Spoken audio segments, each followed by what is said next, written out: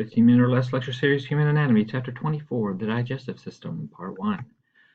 The digestive system consists primarily of the gastrointestinal tract. This is also known as the alimentary canal, and it starts with the mouth or oral cavity and then part of the pharynx or throat. Then from there it goes down the esophagus to the stomach, to the small intestine, and finally to the large intestine. There are also various accessory organs that are important for the digestive system, such as in the oral cavity, we have the salivary glands, the teeth and tongue. In the abdomen, we also have the liver, gallbladder, and pancreas. And it's worth noting that parts of the digestive system is shared with the respiratory system, specifically the pharynx. Function digestive system includes ingestion, that's the taking of food into the mouth, secretion of many different things, water, acid, buffers, and especially enzymes, primarily into the lumen or space within the gastrointestinal tract. Mixing and propulsion, mixing the food materials together with the various secretions, as well as propulsion or moving them along the GI tract. Digestion, the breakdown of food done either mechanically, going from a large piece of food to tiny, smaller pieces of food, and chemical, taking large molecules and breaking them down into smaller molecules. And then, of course, absorption. Absorption is the passage of the digestive products, the nutrients, from the gastrointestinal tract into the bloodstream or lymphatic system. And, of course, defecation, the elimination of feces, the materials that was not digested or absorbed, and as well as bacteria. So, one important component of the digestive system is the peritoneum. Again, it is a large serous membrane that has many regions or portions. Its primary functions include reducing friction. Our gastrointestinal tract is constantly in motion, so the presence of this serous membrane helps to reduce the friction of the organs rubbing against each other. Also provides lubrication. It also attaches organs to the abdominal walls, as well as holding organs in place relative to each other, so everything is just not squishing or moving around. And finally, it provides some protection to the abdominal organs, providing a cushion, especially on the anterior wall of the abdomen. So intraperitoneal organs surrounded by the peritoneum include the stomach, spleen, liver, and gallbladder, small intestine, especially its ileum and jejunum, and the large intestine, especially the transverse colon and sigmoidal colon. Retroperitoneal organs lie against the posterior abdominal wall and have little to no contact with the peritoneum. Includes the ascending and descending colons of the large intestine, the duodenum of the small intestine, the pancreas, the kidneys, and the adrenal glands. 5 major peritoneal folds includes the greater omentum. The greater omentum drapes over the anterior surface of the transverse colon and the small intestine. It acts as a cushioning structure because it has a lot of adipose or fatty tissue. The falciform ligament helps to connect the liver to the anterior abdominal wall. The lesser omentum, which helps to suspend the stomach and duodenum from the liver.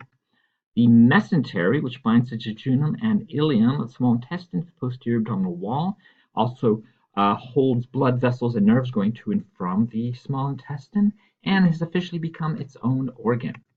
And finally, the mesocolon, which helps to bind the transverse colon and sigmoid colon to the posterior wall. Next up, the mouth. The mouth is the beginning of the digestive system of the gastrointestinal tract. It's primarily, the mouth helps to form the oral cavity. In the oral cavity, we have the roof of the cavity made up of the hard palate, where bone is, and the soft palate, which ends in this dangly bit of muscle and connective tissue called the uvula. Soft palate and uvula help to block the nasal cavity when swallowing, very important. There's, of course, the tongue, which allows for gustation or taste. The lingual frenulum is the bit of tissue that connects the tongue to the floor of the oral cavity. The lips are known as the superior lip and inferior lip, and the space between the lips and the jaw is the superior labial frenulum and inferior labial frenulum. And finally, there are various openings for the salivary glands, and the opening in the back of the mouth is the fauces that then leads to the oropharynx.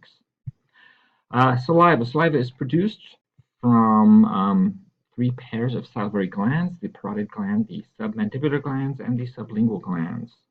Saliva is primarily water with a little bit of lysozyme, which is an active antimicrobial agent. Also produces salivary amylase. This helps to begin the chemical digestion of carbohydrates and lingual lipase, which is inactive. The tongue is connected by many extrinsic muscles to allow us to move it, such as the styloglossus, hyoglossus, etc. There are also various intrinsic muscles in the tongue, allowing us to move the tongue relative to its own self. And of course, the various bumps on the tongue are known as the papillae, some of these being taste buds, which allow us to taste specific chemicals, and others there primarily for friction to help the tongue move, manipulate materials in the mouth. The teeth are not bones. The teeth by layers are the most superficial layer is the enamel hard substance the body produces. Then comes the dentin, which makes up the bulk of the tooth. And then inside that is the pulp, found in the pulp cavity and also in the root canals. And the pulp is where you have the blood vessels, the nerves, and so on. Turns out human beings have two sets of teeth or dentitions. First, the deciduous or baby teeth, and then the permanent or adult teeth. As you can see in the skull, you can see the permanent teeth coming in, pushing out the deciduous teeth. There are, in 1/4 of a jaw, you have 2 incisors, 1 cuspid, 2 premolars, and 3 molars, which means you have in total 8 incisors, 4 cuspids, 8 molars, and 8 premolars and 12 molars, unless you had your wisdom teeth removed. Functions of the oral cavity: mechanical digestion from mastication or chewing. When you mix the food material with saliva, it is then officially known as the bolus. Chemical digestion, breaking down carbohydrates via the salivary amylase. Gustation or taste, and of course the movement of the bolus into the pharynx during the swallowing or degglutination process. Teeth disorders: periodontal disease, inflammation and degeneration of the gingivae, the gums, which also lead to a breakdown of alveolar bone, the periodontal ligaments, etc., causing teeth to fall out. Pyorrhea, which is enlargement and inflammation of the gums specifically, with sometimes bleeding of the gums, and of course dental caries, that is a tooth decay. Okay, the pharynx is in 3 regions: the nasopharynx, oropharynx, and laryngopharynx. However, in the digestive system, we only use the oropharynx and laryngopharynx during the swallowing process, also known as degglutination. And once the bolus moves into the pharynx, it becomes a reflex, and you will swallow no matter what. Gastrointestinal tract proper is from the esophagus onwards. It is now a meaty tube with no bones associated with it directly. This meaty tube has 4 main layers. The innermost layer is the mucosa, made up of the epithelial tissue and some connective tissue, and even a thin layer of muscular tissue. Have a lot of glands that might be embedded in mucosa, and of course a lot of cells that produce mucus. This of course lines the opening or lumen of the gastrointestinal tract. Then we have the submucosal layer, again blood vessels, nerves, especially the submucosal plexus, and also additional glands are embedded in the submucosal layer. From there, you have the muscularis layer, which is usually 2 layers of smooth muscle tissue, the circular muscle that goes around that can open or close the lumen, and the longitudinal muscle, which can contract or relax, changing the length of the gastrointestinal tract slightly. Within the muscularis layer is also the myenteric plexus, and between the submucosal plexus and the myenteric plexus, you have the enteric nervous system. And finally, the outermost layer is the serosa, which is some areolar connective tissue and some epithelial tissue, often the visceral layer of the peritoneum. The esophagus location: it starts inferior to the pharynx, behind or posterior to the trachea, passes through the cervical region, through the mediastinum of the thoracic cavity, finally goes through an opening through the diaphragm into the abdominal cavity where it connects to the stomach. Again, the overall 4 layers of the esophagus is similar to what I just described, except for slight differences. The mucosa is lined with stratified squamous epithelium, so that when the bolus goes down, it can scrape off some cell layers without damaging underlying tissues. And the 4th outermost layer is called the adventitia because there is no peritoneum in the thoracic cavity.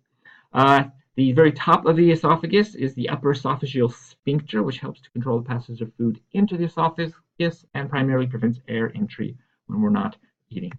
Function of esophagus is primarily to move the bolus to the stomach via peristalsis, so that you have thicker muscles contracting behind the bolus, propelling it forward, and then you have longitudinal muscles below the bolus, in front of the bolus, contracting to shorten the length of the esophagus slightly, and then through this series of controlled contractions moves the bolus down along the esophagus. You can even swallow something while standing on your head because, again, it's not gravity, it is muscular contractions.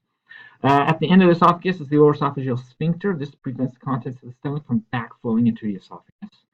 If someone has gastroesophageal reflux disease, that means the lower esophageal sphincter doesn't close properly, leading to chronic and frequent partial regurgitation of the stomach's contents into the esophagus, leading to damage to the lower portion of the esophagus. This can cause chronic pain, increased chance of esophageal cancer, and in some cases, the acidic contents can go all the way into the larynx, causing laryngitis. The stomach is a J-shaped pouch found in the upper left quadrant of the abdomen. It is directly below or inferior to the diaphragm, medial to the spleen, and anterior in front of the pancreas. Functions includes mixing the saliva, the food, and the gastric contents all together, forming a liquid slurry known as chyme.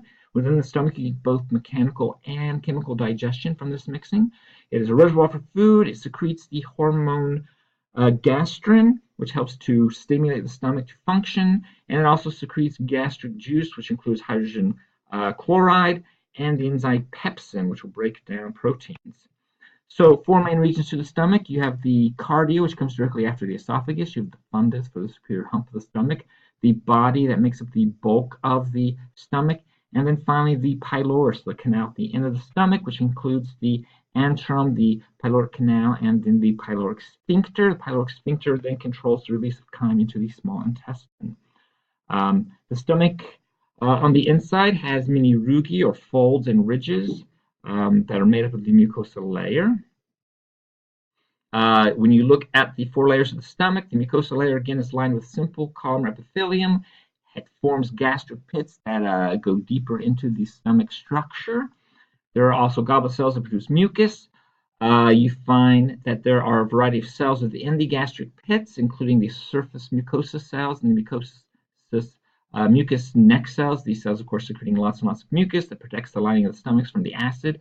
The parietal cells that secrete the hydrochloric acid and the intrinsic factor, and the chief cells that secrete the pepsinogen and gastric lipase. Pepsinogen becomes pepsin, which then breaks down proteins when in an acidic environment, and gastric lipase also digests fats or lipids. And then, of course, the G cells secrete the hormone gastrin, which stimulates the stomach to secrete the hydrochloric acid and the enzymes. Layers of the stomach. The mucosal layer contains those gastric pits. Submucosa, no difference. The muscularis layer actually has 3 layers of smooth muscle tissue: the outer longitudinal layer, the middle circular layer, and the inner oblique layer. And the serosa is as expected. Subscribe and like below.